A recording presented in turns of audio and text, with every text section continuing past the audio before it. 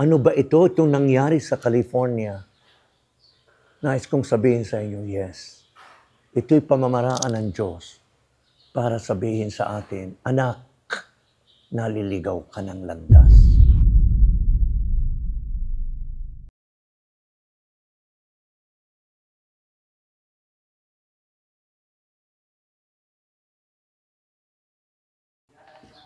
Uy, salamat iyo. Naku, napakaganda. Magandang umaga po at magandang buhay muli sa ating lahat. Wow, ang tagal ano. Pero ako'y natutuwa dahil kabalikan ulit tayo at meron na naman tayo mga bagong mga kaalamang pagkakaloob sa atin ng Panginoon. At sana'y makatulong sa atin itong ating mga tatalakayin sa mga panahong ito. Ano po? Ang mga katanungan pong aking babasahin sa inyo, medyo ilan din, ano? Pero ang natatangi po dito ay itong kaganapan sa Amerika, sa California, especially.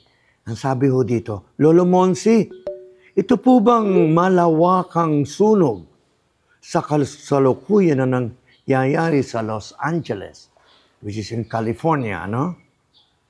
Sa Palisades, sa Hollywood, at kalapit na mga countries, ay warning ng Panginoong Diyos dahil sadyang kagustuhan ng Diyos dahil sa mga iba't ibang uri ng mga kalapastangan, blasphemies na ginagawa at mga di pagsunod at pagwawalang bahala sa mga kautusan niya at mga pagtuliksa sa kanyang mga kilalang mga celebrities at pagtuliksa ng mga kilalang mga celebrities doon? Opo, yan po ang aking simple answer. Yes, it is a warning. Ang Diyos ho, by nature, is love. At sa love, wala hong hatred. Yun ang kanyang nature eh. Kaya ho tayo kanyang nilalang. Hindi naman niya kailangan tayo eh, kung tutuusin. For Him to be happy.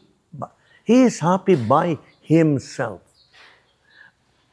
Pero, being love that He is, sapagkat siya'y pag-ibig, at ang pag-ibig is self-diffusive. Ang pag-ibig ho ay mapagbigay. Ganun ho yan. Para matawag na pag-ibig, dapat lalabas ka sa sarili mo. Otherwise, selfishness yan, pang sarili. Sapagkat siya'y pag-ibig, kaya lumabas siya. At ano yung paglabas niya, paglikha sa atin? Hindi niya tayo kailangan, pero nilikha tayo dahil sa pag-ibig. At gusto niyang i-share yung kanyang kaligayahan, yung kanyang kasiyahan, at yung kanyang pagka-Diyos sa atin. Imagine, yun po ang kanya. Lamang, ang gusto naman niya sa kanyang mga nilalang ay pasasakop sa kanya. Susunod naman sa kanyang alituntunin na hindi naman pabigat, mga kapatid, kundi para nga sila ay maging karapat-dapat sa kanya bilang mga anak.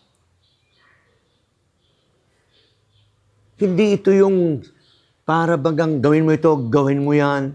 Pag hindi mo ginawa ito, pag hindi mo ginawa yan. Hindi ho ganon si God. Yun ang mga commandments ng pag-ibig. Pag-ibig din ho, ang commandments. Love God. Ibigin mo ang Diyos at ang iyong kapwa. Yan ho yung mga parang signpost, parang direction. Ito ang pinakamagandang direction sa buhay mo. Kung gusto mong maging maligaya, ito ang gawin mo. Magmahal ka sa Diyos at sa kapwa. Wala nang iba. Ganyan po ang mga utos. Hindi ho iyang pabigat.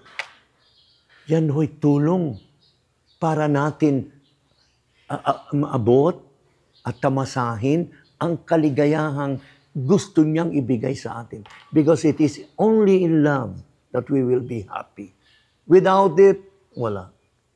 Ang problema, ang tao ang siyang matigas ang ulo. May katigasan po ng ulo. Dumating na nga ang Panginoong Jesus 2,000 years ago. Nag-Christmas lang tayo. Pero it looks like, pati ang pagdating ni Jesus, and this is also out of love. Kaya pumarito ang Panginoon at pinaparito niya ang kanyang anak dahil para tayo tulungan na nagkasala noong paman. Wala na lang tayong ginawa kundi kasalanan. Pagsuway sa Kanya. Pero sa kabila ng lahat, mahal pa rin niya tayo. Kaya pinadala niya ang kanyang anak para tayo nagkasala na napalayo sa Kanya, ibalik sa Kanya. Narito na naman, after 2,000 years. Katulad nitong question sa atin ngayon. Ano ba ito? Itong nangyari sa California. Nais kong sabihin sa inyo, yes. Ito'y pamamaraan ng Diyos para sabihin sa atin, anak, naliligaw ka ng landas.